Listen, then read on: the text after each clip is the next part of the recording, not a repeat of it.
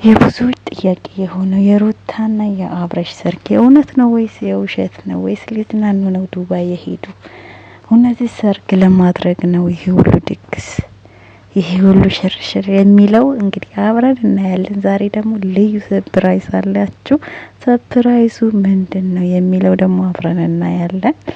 እስከ መጨረሻው ከኔ ጋር ተከታተሉኝ። አሰላሙ አለይኩም ወራህመቱላሂ ወበረካቱ። ወደና የተከበራችሁ የልዕልት ቤተሰቦች ሰላም ብያለሁ። ሰላማችሁ በዚህ ይበልልኝ። እንዴት ናችሁ? ደህና ናችሁ ወይ? እኔ ያለሁላችሁ አልሐምዱሊላህ። እንግዲህ ጠፋ እያልን ብቅ ብለናል። እንግዲህ ቪዲዮ ላይክ ሼር አድርጉት። እንዲሁም ለቤት አዲስ የሆናችሁ ደግሞ ቤተሰብ ሁኑ። እንግዲህ ዛሬ በአዲስ ነገር መጥቷል ልጆቻችን ማለት ነው። ያው ሰሞኑ ብዙም እየሰራው አልነበረም፣ አልተመቻቸልኝም፣ በጣም ቢዚ ነበርኩኝ። እንግዲህ አሁን መጥቻለሁ ትላላችሁ። በእናንተ የሚጠበቀው ምን እንደሆነ ደግሞ ታውቃላችሁ እናንተ ማለት አይነገራችሁም። እና ለማንኛውም ዛሬ ፈታ በተን ብሎ የመጡበት ሰርፕራይዝ አለ። የሚሉት ምንድነው? ዛሬ ልዩ ሰርፕራይዝ አለ ሩታ። ምንድነው የምትሉ ደግሞ ማለት ነው። እንዲሁም አንዳንዶቻችሁ ሰርግ ለማድረግ አይደለም ዱባይ የሄዱት አብሬሽ ሊሸቅልባት ነው እንጂ ሊያገባት አይደለም የምትሉ አላችሁ። ለዛም መልስ ሰጣችኋለሁ። በምክንያት ነው እንደዚህ ልትሉ የቻላችሁት የሚለው ደግሞ እስከ መጨረሻው ተከታተሉኝ። እንግዲህ የዛሬው ሰርፕራይዝ እንግዲህ የሚሆነው የጫጉላ ቀን አንለውም መቼስ የሰርጉ ማግስት ነው ነገር ጀማዓ ስለሆነ እንግዲህ ነገ ሰርጋቸው ይሆናል ማለት ነው። ምክንያቱም ብዙ ሰዎች እረፍት የሚወጡ ኢጃዛ የሚኖራቸው እንግዲህ ነገ ነው ማለት ነው ይመስለኛል። ነገ ምናልባት ሩታ ሳይነገራት ቀኑ ተቆርጦ ምናምን ሰርጋቸው ቀን ሰርፕራይዝ ሊያረጋቸው ነው ማለት ነው ትላላችሁ። ለማንኛውም ነገ ነው የሚሆነው ማለት ነው ይመስለኛል። ምክንያቱም ከሄዱ ምስጋና ሆናቸው። ያው ብዙ ጊዜ እዛ ሀገር ደግሞ እረፍት የሚሆነው ጅሙዓ ነው። ለነገሩ የዱባይ ነገር ተቀይሯል አሉ ከኢትዮጵያ አንዳንድ ሆኗል። ቅዳሜና እሁድ ነው ተደርጓል የተባለ እረፍታቸው ይመስለኛልና ያው የማዳም ቅመሞች በብዛት የእረፍት ቀን ነው እረፍት የሚወጡት ማለት ነው። እንግዲህ ሰርጉ ሊደግሱ ሽሩ ጉድ የሚሉ የማዳም ቅመሞች ወገባቸው እስር አድርጎ ተነስቷል ማለት ነው። ያው በነገራችን ላይ እኔ ግን እንደኔ ይቅርታ አድርጉልኝና የፈለገ እንደዚህ ለምን በወርቅ አይደገስልኝም? ወርቅ በወርቅ አይሆንልኝም? ቤተሰብ የሌለበት በተለይ እናት አባቴን ትቼ ሌላ ሀገር ሄጄ ብሞት አልሰርግም ነበረ። ወላሂ ነው የምላችሁ ብሞት። ምክንያቱም እናትና አባት ወልደው የልጃቸው ደስታ የሚያዩት በሰርግ ቀን ነውና ያ ደስታዬ ትንሽም ይሁን ትልቅም ይሁን ዝናዬን ተውትና ማለት ነው የፈለገ ዝናኛ ልሁን በእናት በአባቴ ፊት ነበረ ተሞሽሬ መውጣት የምፈልገው እንደኔ ማለት ነው። ሩታና አብርሽ ምን ነክቷቸው እንደሆነ አላውቅም።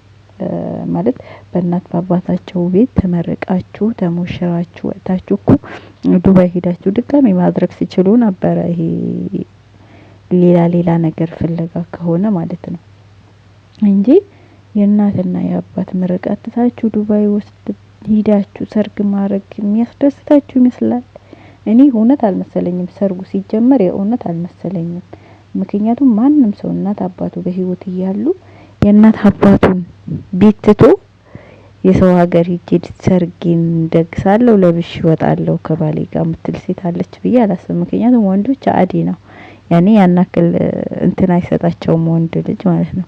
ግን ሴት ልጅ ፈለገም ቢሆን በእናት በአባቷ ቤት ለብሳ ስትወጣ ነው ኩራት የሚሰማት ደስታ የሚሰማት ማለት ነው። ገሩቲ ምን ሆና እንደሆነ እኔ አልገባኝም። ያው ብዙዎችም ደግሞ ሊሸቅልባት ነው ዱባይ ሄደ እንጂ ሊያገባት አይደለም የምትሉም ቪዲዮ መለቀቃችሁ ልጆች አላችሁ። ይሄ ነገር ያስብላል ማለት ያስብላል። ምክንያቱም ቤተሰብ ጋር መደገስ ትቶ የተኛው ሰው ነው ማለት በጣም ባለ ሀብት የተባሉ ራሱ እኮ እንደዚህ አያደርጉም። በጣም ባለ ሀብት የተባሉ ሰዎች ራሱ እንደዚህ አያደርጉም ማለት የሆነ በአቅማቸው ቤተሰቦቻቸው ጋር ነው እንደዚህ ነገር እንደዚህ ደስታቸው ማሳለፍ የሚፈልጉትና እኔ የነሱ ነገር ጥያቄ ነው የሆነብን ማለት ነው። ምክንያቱም ይሄ ደስታን ፍለጋ ሳይሆን ጥቅም ፍለጋ ነው የሄዱበት የሚያስብልም ነው ማለት ሰውም ላይ መፍረድ አያስፈልግም። እንደዚህ ለሚሉ ሰዎች መፍረድ አያስፈልግም። ለምን አላችሁ ማለት አንችልም። ምክንያቱም እኔ የፈለገ ልሁን እንደው ቤሎ ከምለብስ አጥቼ ቢጃማ ለብሼ ሰርግ ነው ብዬ እናቴ ቤት ለምን ለብሼው አልወጣም እንዴ? ይሄን አክል እናት ቤት አስትቶ የሚወስድ የሰው ሀገር ላይ የሚወስድ አይነት ምን አይነት ደስታ ቢገኝ ነው? እኔ በጣም ጥያቄ ነው ሆነብኝና ይሄ ነገር ለብዙዎች ደግሞ ጥያቄ የፈጠረባቸው ነገር ነው። ይሄ ጋብቻ ደግሞ የውሸትም ነው ሊያስብላቸውም የደረሱበት ሁኔታ አለ። ይሄ ነገር ግን እነሱ ግልጽ አርግተው ቢያስረዱን ባይ ነኝ።